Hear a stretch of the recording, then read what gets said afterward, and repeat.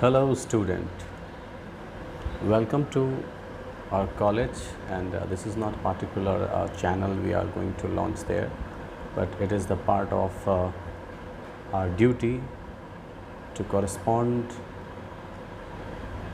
the study materials through online, and that's why we are there. And I am Dr. Abhishek Kumar, Department of English, APSM College.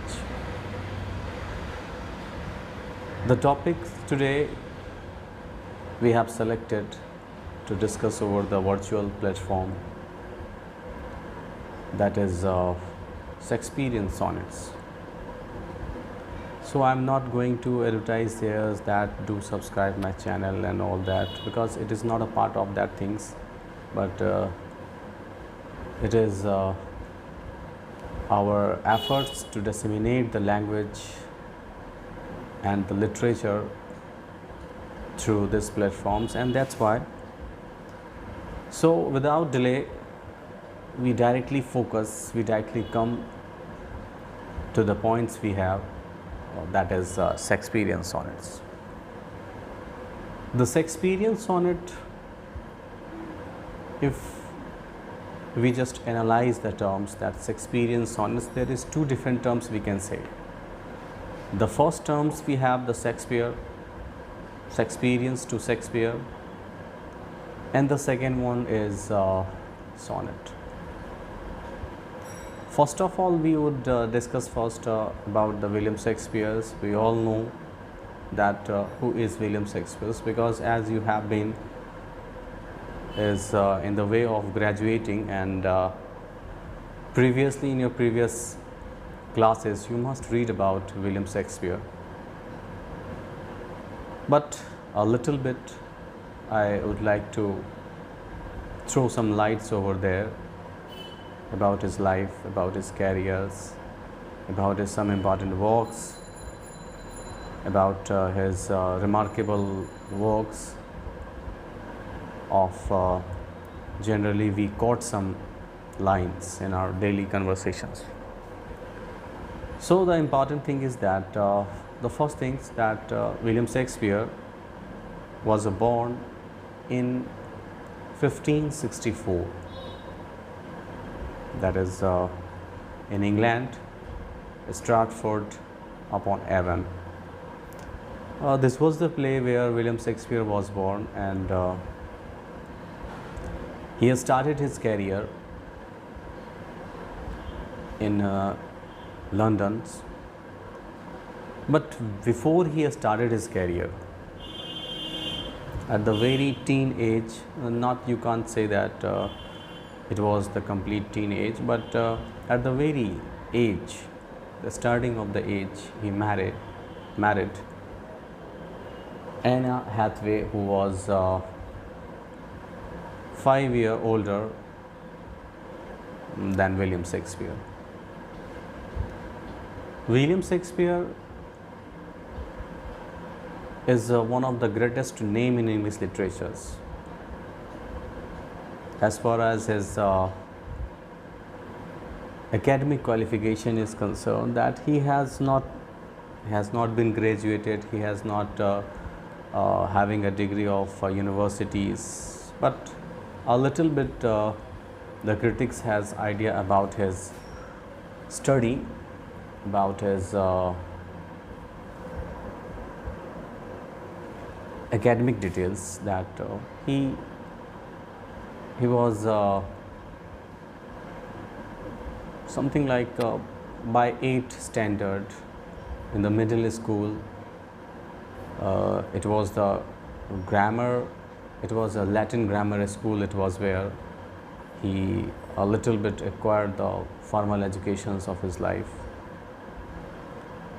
Then the second incidents that took place in his life, that is to marry with Anna Hathaway, and coincidentally and suddenly the circumstances prevailed, and he had to move to London.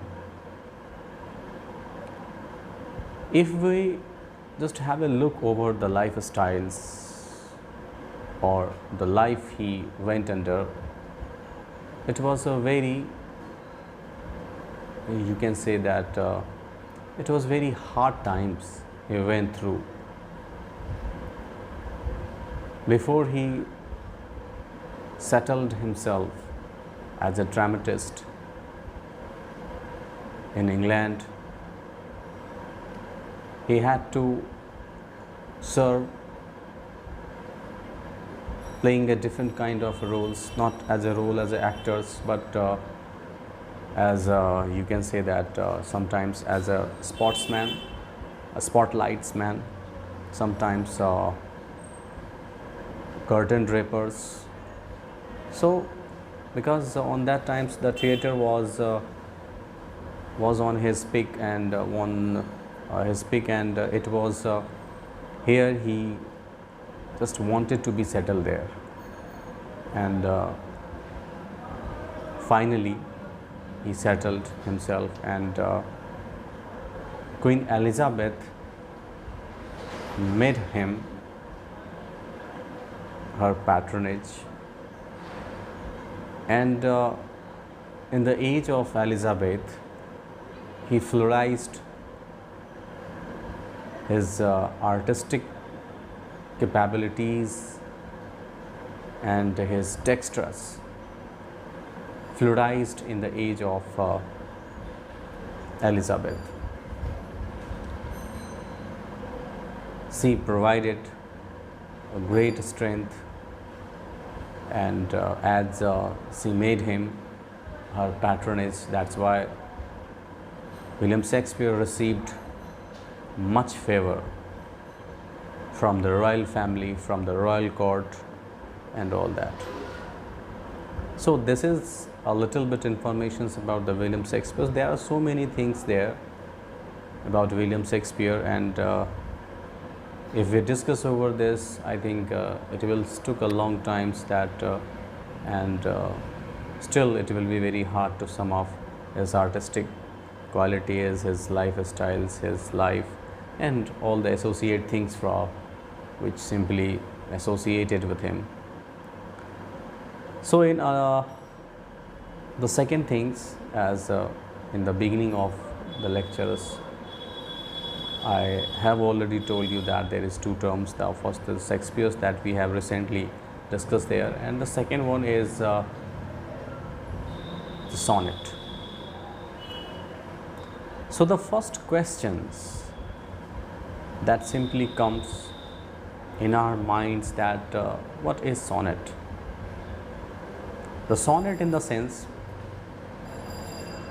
and if you, because there is some problems the students of there especially went under and goes under this just because of that the first atoms he tries to make, that is to find out exactly meaning of the particular word, but there is not, you can't say that there is a particular words for the sonnets, but the term sonnets we can easily understand that it is a part of, it is a kind of the poems. In the previous classes we have already discussed the differentiations between prose and the poem, have already discussed, so I am not going to discuss there the same things. But poems, we have the different types of poems, like we have a elegy, we have a verse poems, we have a ode. These are the simply the different forms of the poems, in which this one is a very precise way to express yourself, to express your emotions, for someone else. So this one is one of the form of the poem. Sonnet is simply a poems which has 14 line,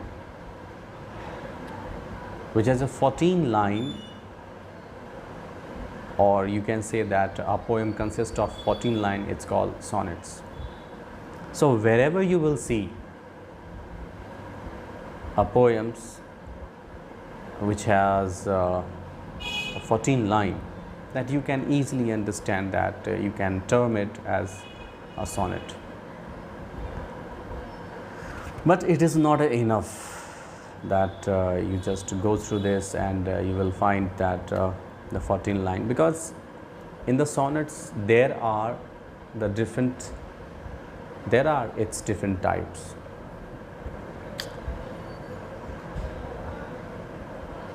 In English language, sonnet was introduced in English by Yet and Sarey. Sarey, that means Henry Howard, is one of the poet, and he was the Earl of Surrey. That's why together his name is taken together. That is Yet and Sarey, who contributed his poetic dexterity, the poetic talent in one of the best and well remembered work, Total's Miscellany, in 1557. And here both just imitated the model of Petrarch. Petrarch is an Italian writer.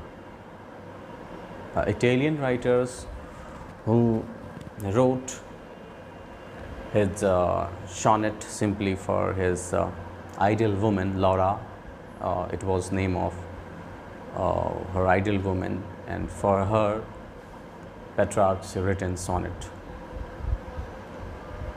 So Yet and Sarey simply imitated the way of the sonnets, imitated the way of writing poems, and he simply just followed the model of Petrarch. And that's why whatever he followed, it was called the Petrarch model. So that's why we can categorize it, the sonnet. But the important thing is there, the differences of the different sonnets, that we differentiate that which sonnets belongs to what, just because of with the lines. In the Petrarch model, we have two stanzas which has 8 line, and in the next stanza we find 6 line. It is simply the structures of the form, that with the structures you can differentiate it, that it is a Shakespearean sonnets or Petrarch sonnet. So a poem which has 14 lines, and with the compositions 8 plus 6, 8 of one stanza and the second stanza of 6. So it can be Petrarch, the Petrarch model of the sonnet. The another difference is because of the rhyming scheme. I think you all are very aware with the term rhyming scheme. That is the end word, end sound of a line, and for that we generally use the letter of alphabets, that A, B, C, D, E, F, G, L, M, and if you find the same sound consequently 2 or 3 lines, that accordingly with the beginnings we can make it A. So the rhyming scheme in the Petrarch model, it is to follow A, B, B, A, B, B, A of 8 lines, and of the 6 lines, in the 6 lines there is some differences. Sometimes a poet uses C, D, E, C, D, E, sometimes C, D, C, D, C, D. So this one is the model of Petrarch's model. But now the topic we have retaken for the discussions is about William Shakespeare created model that we call the Shakespearean model, Shakespearen sonnet. So undoubtedly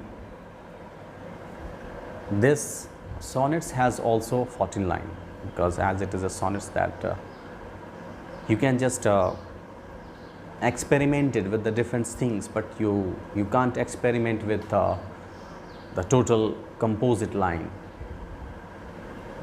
which will be till the end. Because if you made it vary, if you add some things, another lines with this, that it may comes as the different form of the poems. But here he has not just made a kind of experiment with the lines, adding line and subtracting line, but he just made it some line with 3 quatrains and finally a couplets. 3 quatrains, that means 3 into 4, that is 12 together, and the couplets having 2 lines, 12 plus 2, that is equal to 14 lines. So this is simply the model, the structures: 4 line 1 stanza, then 4 line 1 stanza, and then 4 line 1 stanza, and then finally in 2 line. The rhyming scheme that William Shakespeare followed, the rhyming scheme in William Shakespeare sonnets that he followed: A B A B, C D, then C D. Sorry, I repeat: A B A B, then C D C D, then E F E F, and finally a couplets G G. So there is irregularities in the last 2 lines that we call couplets. So this is the types of, this is a different kind of the sonnets that William Shakespeare experimented and was created himself. Apart from the forms, the structures, the way of communicating the emotions through the poems is also quite different. It's quite different from the other sonneteers. The difference is that you can say that in 8 plus 6 in the Petrarch's model, there is in the 8th line a poet simply discusses about the problem, and the rest of the 6th line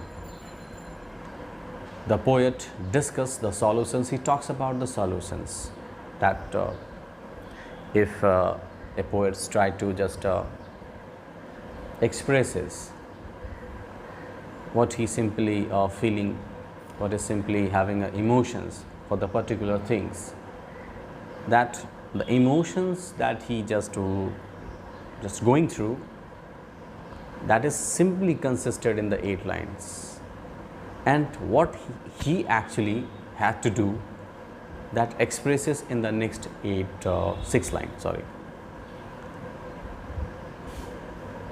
But in the sonnet of William Shakespeare has not 8 plus 6, but together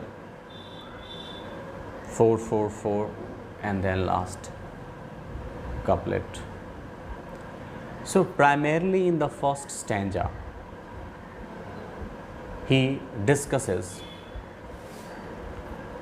the primary the problems, then after the little bit his psychological undergoing.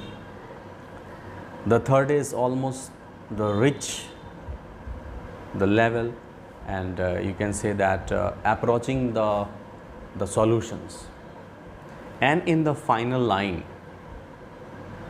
in the final couplets, we find the total solutions that it looks like Sir William Shakespeare has whatever he just tried to